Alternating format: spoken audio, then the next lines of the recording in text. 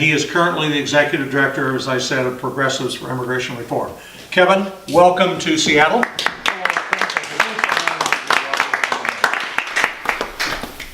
Isn't John Miano amazing? Oh, yeah. Oh my gosh. I mean, the wealth of information that comes from him, it's always such a pleasure and an impossible act to follow. But again, Paul, thank you for having me here tonight for this fireside chat with such a wonderful audience. Great questions.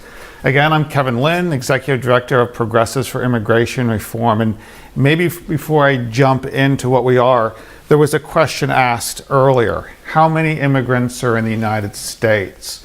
Roughly 43 million, representing about 3.3% of the US population. It's the highest level since the huge waves of migration at the turn of the 19th and 20th century, before we began to actually restrict immigration in 1924. 43 million is over 10% of our 330 million population. Right, I said 13.3%. Oh, I'm sorry, I heard you say Yes, 13.3%, okay. yes. So, and that's why, that's probably the underlying reason that Progressives for Immigration Reform came about. We're an 11-year-old organization. I was one of the founding board members. We were founded with a Democratic governor from a Western state, folks who were looking at population stabilization, a professor emeritus of Cornell who was a laborer who taught labor economics, and a fellow who was head of the, at one point, and ran the Black Caucus Foundation in Washington, D.C. And our purpose was to look at the unintended consequences of immigration, both legal and illegal, and to have that conversation with the Democratic Party and my brothers and sisters that are left of center on the political divide.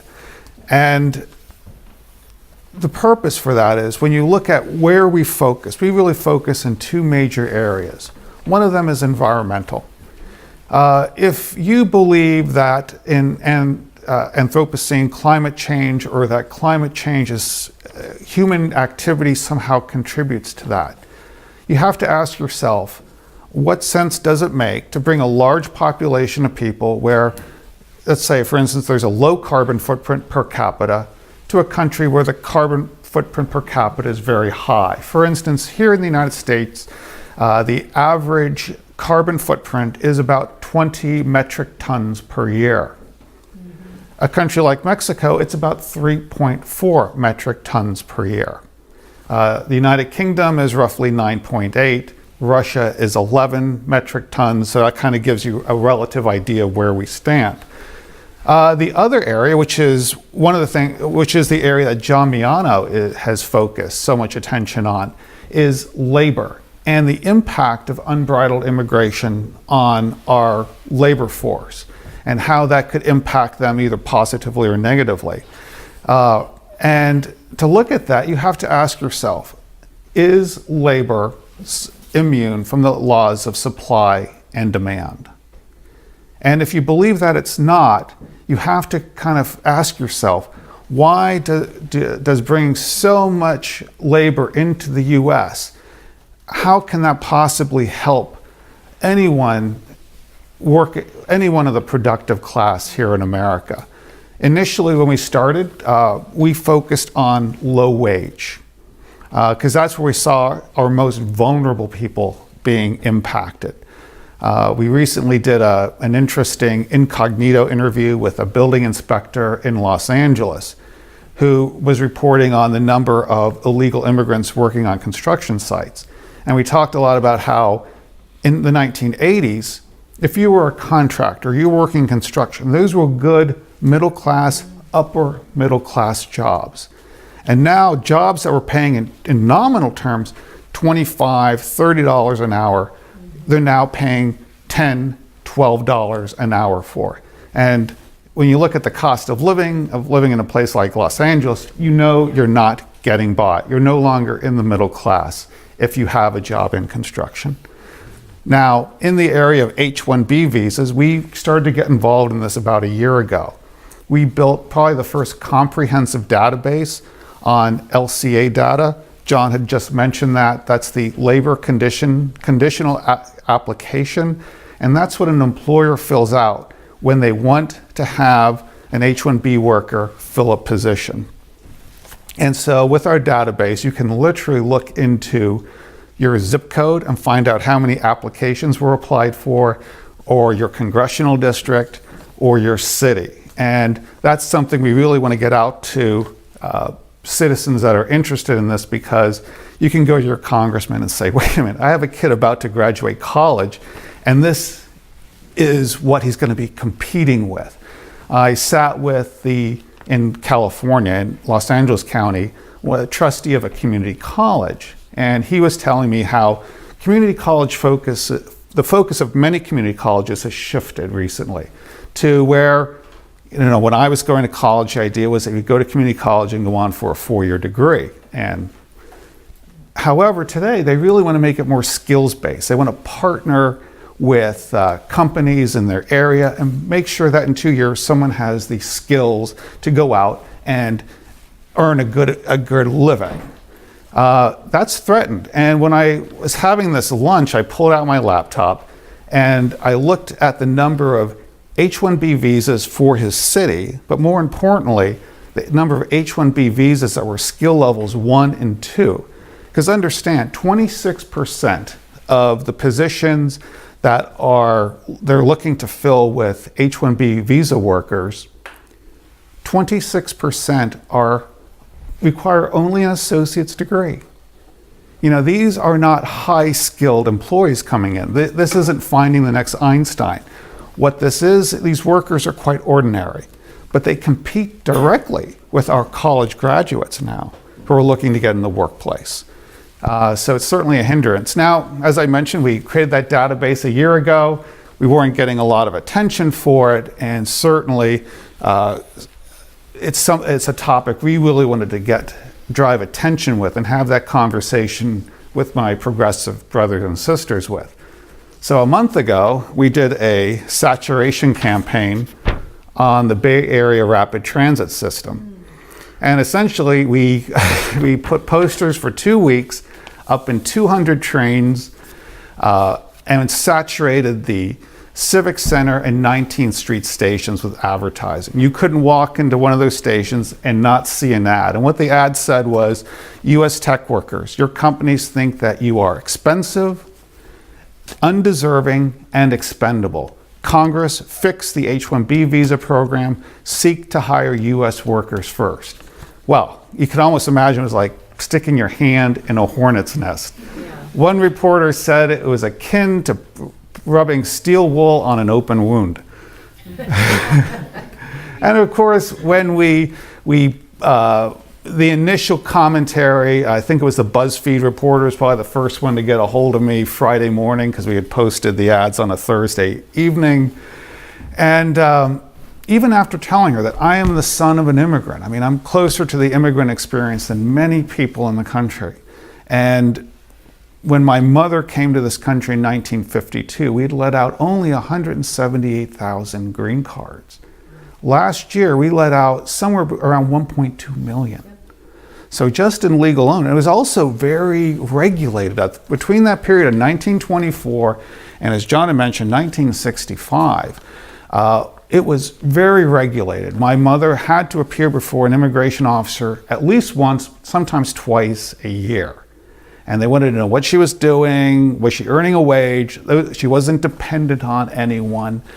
And it was a good time for immigrants. My mother would talk about how after she was working, doing accounting at a hat shop, and how every month after she would find more money in her paycheck. And when she asked them, they said, well, we don't have to check your numbers, you're doing great. And so it was a good time for immigrants. It was a good time for native-born Americans because we'd built the middle class. You look at the landscape today, everyone I speak to, my peers who are in their 50s, everyone is insecure. They're insecure about their job. They're insecure about their retirement prospects. And it is so closely linked to our labor markets. So that is the reason we exist. And as I'd mentioned, we've taken a focus on the H-1B because we started thinking this was a lower skilled worker problem. But no, it runs the gambit. And what we're seeing now is that you can invest a lot of money getting your degree, getting those skills, looking to get experience, and you may not even make it onto the labor market. Only a tad over 20% of college students that get degrees in STEM, that's science, technology, engineering, mathematics, are working in their fields. Granted, some are going off to matriculate into a master's program or PhD, but the vast majority are not finding employment in these in-demand skills. Moreover, and I know John will probably speak to this in much greater detail than I can, you look at the statistics from the Bureau of Labor, you look at what the Bureau of Labor and Statistics is putting out, and STEM wages are essentially flat. And you have to ask yourself, step back. If these jobs are in such great demand, why aren't wages rising congruently with that demand? And what's going on, as John had talked about, a great example is Disney, Northeast Utilities, they laid off 220 tech workers in one fell swoop. I interviewed a fellow by the name of Craig D'Angelo. He's actually now running for Congress in Hartford, that congressional district, to bring attention to this issue. But in one fell swoop, they laid these people off. That is not, that's displacement is what it is, and that's the purpose. John had mentioned Disney. The woman who built the back end of our SQL database, Dina Moore, was one of those people fired at Disney. Dina Moore is someone who knows SQL, SQL like the back of her hand. She has 12 Microsoft certificates or certifications, and she is a constant learner and a pleasure to work with, someone who always undersells, over-delivers, and she, along with all of her colleagues, were laid off. So that's the conversation we really want to have with the left. Because I think, at the end of the day, we all want to feel good. We want to believe that, we are somehow making the world a better place, not just for ourselves, but for our communities, our state, our country.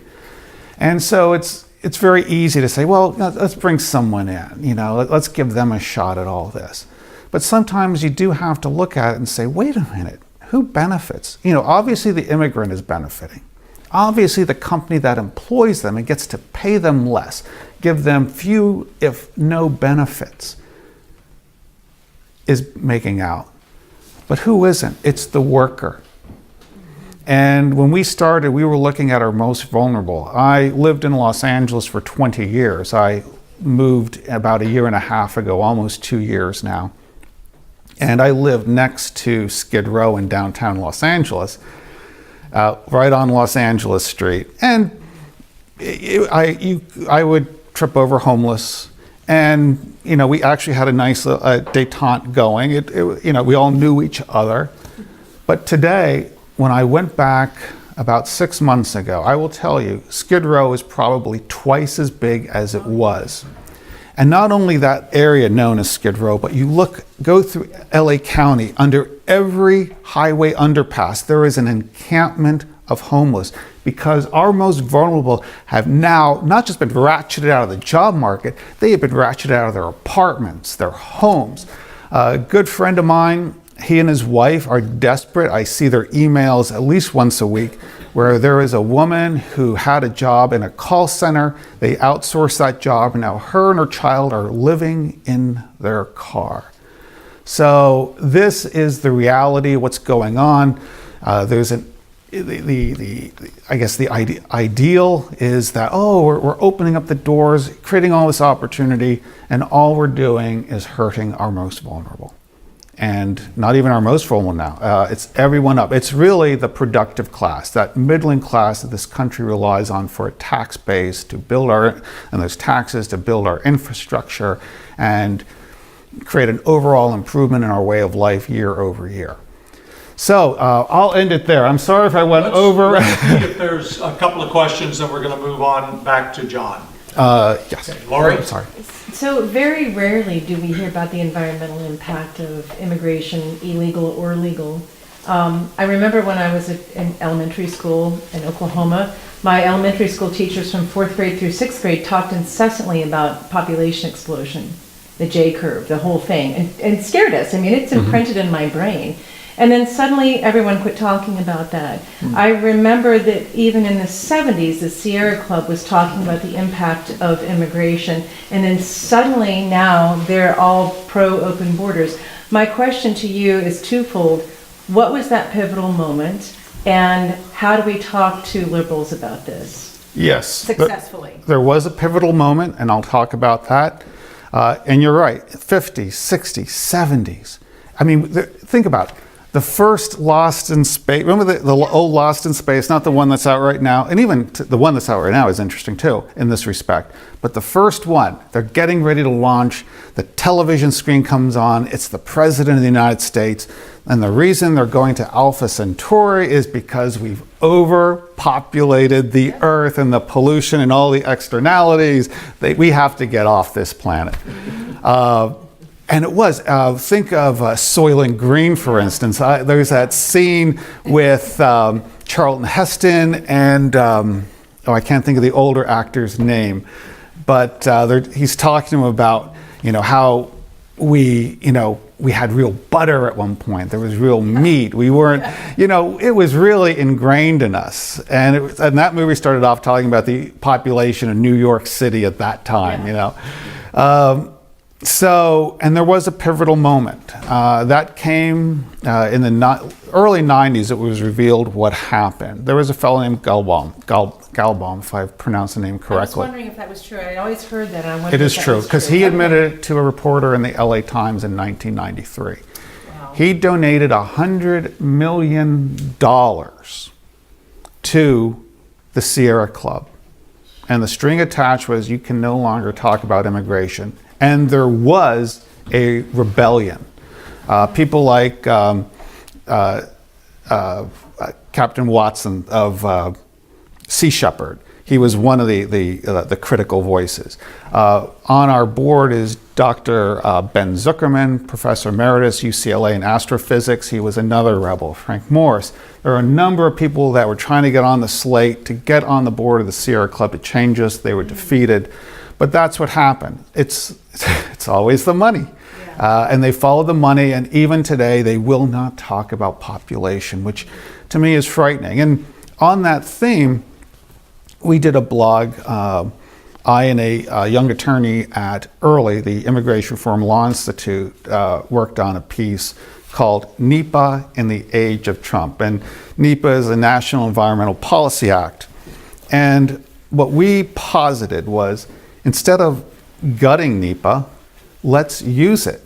Let's study immigration, do a 5-year hiatus while we look at the impact of immigration is having on environment. Because we know it is.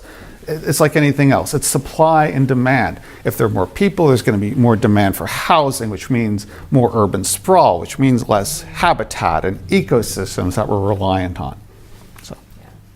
Okay, one more question, we're going to go back to John. Theo? Do you believe that Americans have become, shall we say, too compassionate about immigration? Because you talked about how the mother and her son in Los Angeles. Los Angeles, correct. Los Angeles, yes. In the county. Yes, how she was, now she's homeless because of the program. She was replaced by someone in that program. So again, my question is, would you say that Americans have become too compassionate when it comes towards immigration, that we're not caring for, the American worker themselves as much anymore, that we're more concerned with being there's a certain phrase called virtue signaling. Yeah. Would you say that Americans have become, again, too compassionate when it comes towards immigration? I'll answer it in two steps. I'll talk about, second question I'll answer is virtue signaling. In the first, are we too compassionate?